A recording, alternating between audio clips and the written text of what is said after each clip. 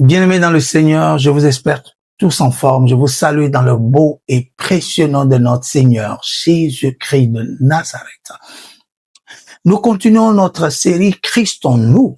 En ce jour-là, vous connaîtrez que je suis dans le Père, que vous êtes en moi et que je suis en vous. Christ a dit. Et nous sommes aujourd'hui dans Éphésiens, le chapitre 1, le verset 16 à là.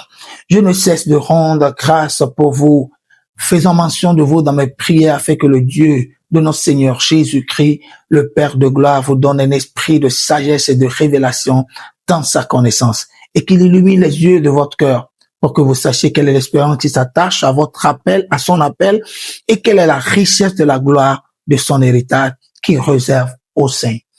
Et je précise en même temps qu'il réserve aux saints. Dans la version Darby, nous avons plutôt l'héritage dans les saints. L'héritage dans les saints, c'est ce que nous avons également dans King James, ou la version anglaise, que l'héritage dans les saints. Ce qui voudrait dire que, en fait, ce n'est pas un héritage qui est réservé aux saints. Quand on le lit comme ça, on aura l'impression que c'est quelque chose qui est réservé pour après, c'est-à-dire au ciel ou après, mais ce n'est pas réservé, mais c'est un héritage qui est déjà, d'ores et déjà dans les saints. Et c'est ça l'objet même de la prière. La prière de Paul, ici, pour l'église d'Éphèse, l'intention c'est que Dieu accorde à cette église-là l'esprit de sagesse et de révélation. Et que les yeux du cœur de cette église ou des membres de cette église-là soient illuminés. Et l'intention de cette première partie de la prière, c'est pour qu'ils puissent connaître. Et je rebondis toujours sur ce sujet, sur le sujet de la connaissance. Plus vous connaissez dans la parole de Dieu, plus vous possédez, plus vous arrivez à un niveau plus qu'on ne l'imagine. Paul demande à ce que Dieu leur accorde un esprit de révélation, qu'ils aient une révélation de quoi il le dit. Il dit l'espérance qui s'attache à leur appel, la richesse de la gloire de son héritage. Dans les saints, l'héritage dans les saints, ce qui voudra dire que le croyant a au-dedans de lui l'héritage de Christ. C'est-à-dire Christ dans le croyant, c'est tout un héritage qu'il transporte. Vous êtes d'accord avec moi que dans la vie, de manière pratique, les parents lèguent des héritages ou bien un héritage à leurs enfants. Et un héritage n'est pas un salaire ou une mérite. Non, un héritage, c'est un don. C'est pas parce que vous avez œuvré pour ça, mais c'est plutôt quelqu'un qui a œuvré et vous bénéficiez du labeur de la personne. Et c'est ce que Christ a fait en notre faveur. C'est la mort, l'ensevelissement, la résurrection et même la vie entière de Christ. Il nous l'a légué. Il nous l'a légué. L'une des raisons pour lesquelles Jésus disait, je suis venu pour que mes brebis aient la vie et qu'ils aient cette vie-là en abondance. Il ne parlait même pas de n'importe quelle vie. Il parlait de sa propre vie. La vie divine qui transportait en lui, il l'a légué à nous, les croyants. Donc, Paul prie pour que nous, les croyants, cet héritage-là, et voyez comment cet héritage est décrit là. Il dit la richesse de la gloire de cet héritage. Ça veut dire cet héritage a une gloire. Cet héritage est glorieux. Et ce n'est pas que glorieux. Cet héritage a une certaine richesse. Riche, glorieux, est cet héritage-là. Voilà. Donc, le croyant, on prie pour le croyant pour qu'il réalise cet héritage qu'il a en lui. En lui. Non pas côté, non pas réservé, pour l'avenir, non pas quand il aura vraiment combattu dans sa vie chrétienne, il finira par avoir cet héritage. Non, cet héritage est déjà en lui et la prière de Paul ici, c'est pour qu'il réalise, que les yeux de son cœur s'ouvrent pour qu'il puisse voir clair dans ce qu'il a au-dedans de lui. Mais bien aimés, je vous assure que si les croyants ont vraiment quelque chose à faire et qui pourra vraiment aider, c'est de faire cette même prière de Paul.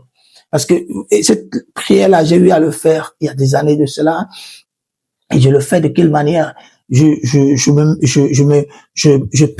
personnalise le contenu de cette prière quand je dis, par exemple, Seigneur, je prie afin que toi, le Dieu de notre Père Seigneur Jésus, le Père de gloire, tu me donnes un esprit de sagesse et de révélation dans ta connaissance, que tu illumines les yeux de mon cœur pour que je sache quelle est l'espérance qui s'attache à mon appel, à ton appel plutôt, quelle est la richesse de la gloire de ton héritage en moi. Vous voyez là? Quel est cet héritage en moi? Que les yeux de mon cœur soient illuminés pour que je le voie. Parce que mon frère, ma sœur, quand tu commences par voir cet héritage, tu constateras que tu as ta liberté dans cet héritage. Tu as ta domination dans cet héritage. Tu as ta vie de liberté, tu as ta vie de joie, peu importe ce que tu rencontres dans cette vie, peu importe ce qui se peut, tu évolueras dans ta vie avec assurance à cause de cet héritage en toi, parce que tu constateras que, et la vie d'ici-bas comme la vie d'après la vie, tu n'as aucune crainte à garder en toi par rapport à ces deux phases de la vie. Tu es assuré en toi parce que le Seigneur au-dedans de toi devient ton assurance par rapport à tout, absolument tout. Et Paul prie, et moi je te suggérerai de temps à autre de faire cette même prière pour toi-même. Fais-le, tu constateras que après une bonne période de temps que tu l'as fait, tu constateras que tu commenceras par voir dans les Écritures ce que tu voyais pas.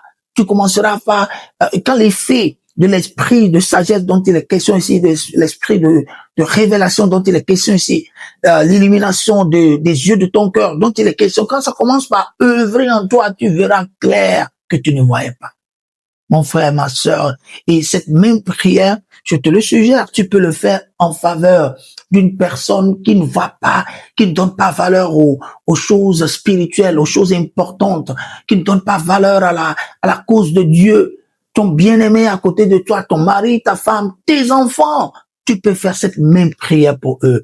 Hein, mais vous savez quoi? C'est les prières inspirées de la Bible. C'est des modèles de prière que l'Esprit de Dieu a inspiré Paul à faire et à le mettre à écrire pour nous. Et nous inspirons de cela pour prier, pour voilà, si nous voulons voir que quelqu'un, nous voulons voir pour nous-mêmes, nous voulons constater que nous évoluons dans les choses de Dieu, dans les choses spirituelles, nous faisons cette prière, je te le conseille. Mon frère, ma sœur, s'il y a quelque chose que je voudrais que tu gardes de ce que je te dis ce matin, c'est que tu as un héritage glorieux, un héritage très riche en toi. Cet héritage en toi est capable de générer et le spirituel comme le matériel.